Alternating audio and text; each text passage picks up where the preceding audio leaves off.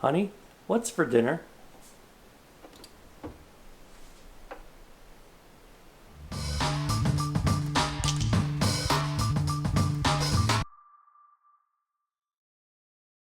Hey tubers, it's Ben the Curious Consumer, and this weekend was a beautiful weekend. The sun was shining, the temperatures were high, and people were cleaning out their garages.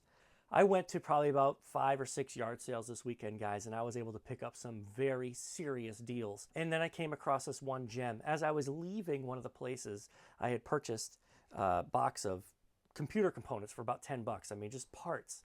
And I came across this table where it was just all trash. People were just throwing these things away, just throwing this stuff in the garbage. I saw a computer, so I asked them how much would they want for that computer. And they said, yeah, the computer doesn't work. Just take it for free. I don't care. Just get it out of here. So I did. This is what I ended up with. A 15-inch MacBook Pro, and it's actually in pretty decent shape. Now the body itself has some scuffs and some dings around it. There's some bent metal on the side. You can see it right here on the front. But other than that, the screen looks like it's in good shape. Doesn't look cracked. The keyboard's all intact. The mouse pad looks like it's fine. It just has some stickers on it. Look, it even has a battery there. Got some scuff marks on the back, missing a screw or whatnot. But when I got home, I plugged it in, tried to turn it on, and nothing happened. All that it would do would turn on and turn off, almost like it was in sleep mode, and it wouldn't get past that. So I did some researching and come to find out these particular models are plagued with issues on their graphics card. This model here utilizes an NVIDIA GT 8600, I believe, card inside. It's a mobile card, 8600, and that particular model of card, it has the overheating issue where it would actually separate from the board. Very similar to the Xbox 360 in the Red Ring of Death. So what we're going to do today is take this bad boy apart and see if we can't fix it. See if we can't get that chip to sit back on that board so this computer can turn on. All right, and we are back. Got the computer apart. I did put in a hard drive. I did notice there was no hard drive in the unit itself, so they must have been inside and took that hard drive out. I did have two 2 GB RAM sticks lying around, so I'm going to put those inside. But I did take this apart, and this one right here is the chip that is causing all the issues. So I've got to clean that off. It does look like I did get a little bit off on the outside. Didn't clean it off 100%, but I am going to be using some isopropanol rubbing alcohol. Better if you can get the 90% stuff. I'm using 70%, so. But you just got to be careful with that. You don't want to get too much on the board, so I filled up a little bit in the cap, and I'm just going to put a little bit on the Q-tip here and just kind of do small circular motions around the chips like this to clean them off. So just kind of small circular motions just to kind of get it off the chip there. As you can see, it's just cleaning it off.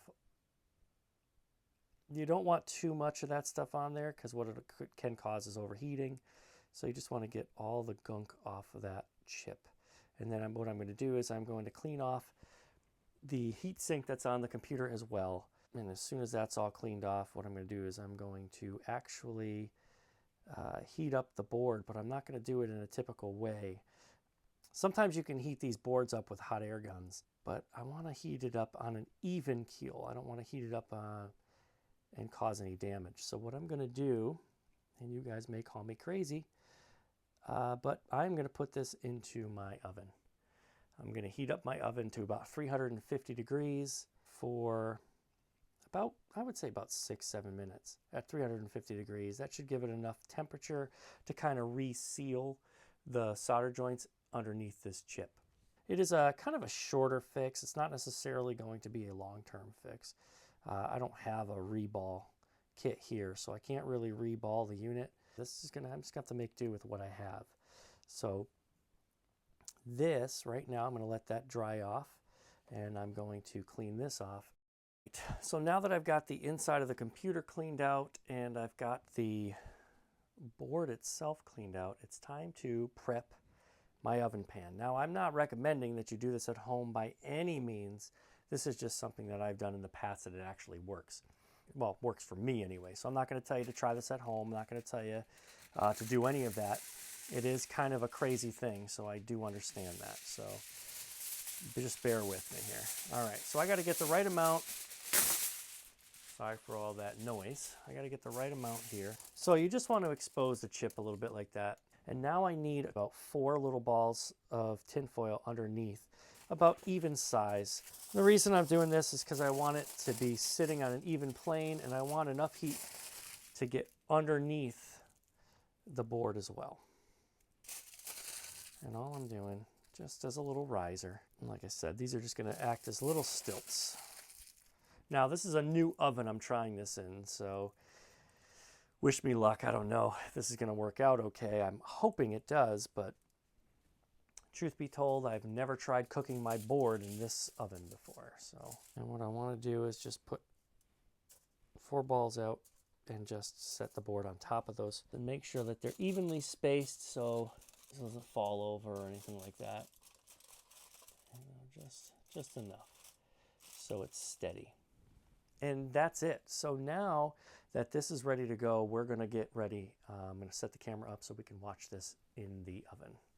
Set the oven to 350 degrees. We are going to be cooking my board for about 7 minutes. So again, I have my board on top of the thing here. We're going to put it in the oven and we're going to let it sit for about 7 minutes.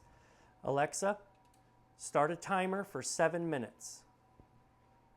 7 minutes, starting now. And we're going to pop that right in there.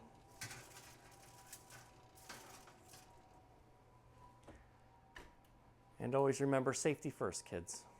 Safety first. We're going to let that sit in there for 7 minutes. We're going to cook the board.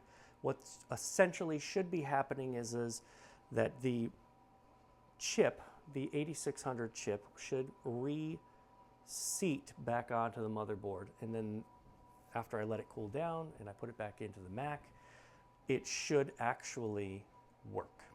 So we're going to give it about 7 minutes on a timer right now, and we'll come right back as soon as it's done. Right, so we have about a minute left. Here we go. And Alexa is now telling me it is 7 minutes, a full 7 minutes, and right here, 9:53. Alexa, stop. 9:53 on here, that's a full 7 minutes, so I'm going to stop my oven from cooking, and we are going to take my board out. And then we have to let it sit and cool off for about 15 minutes. After that, we're going to come back to the board and we're going to put it into the computer. Tinfoil off of the board, and it looks like it's in okay shape. Doesn't look like anything melted up too much. What you could expect when you do this kind of thing is some of the plastic components on the board might melt a little bit. One thing that you always want to make sure if you do try this, and I'm not saying you should, but if you do, these little clips right here on the top come right off. Make sure you take those off. You don't want those little clips to melt. Once they melt, those are really hard to replace. So right now all I'm going to do is put a little of the thermal paste onto the chips, put it back into the computer, and in just a few minutes I should be able to boot this computer up, and it should boot up fine. So I'll see you in a few minutes. All right, so I got the computer back together, screwed everything in. So this is the computer that I ended up getting from that yard sale. So let's recap. I took the board out, cleaned off everything, put the board into the oven for about 7 minutes at 350 degrees, baked it for 7 full minutes, took it out, let it cool down, and then put everything back on. I have the battery here. I don't have much of a charge on it. There's only two lights there on. So let's put this in. All right, flip this bad boy over. And the moment of truth, ladies and gentlemen. Let's give it a shot and see if this thing turns on, shall we? I'm a little nervous.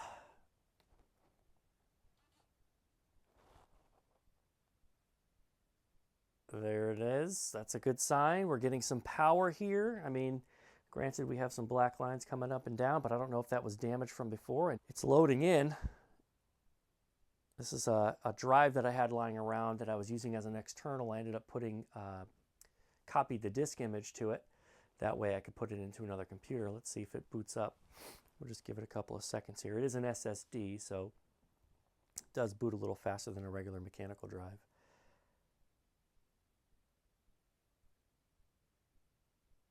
Oh man.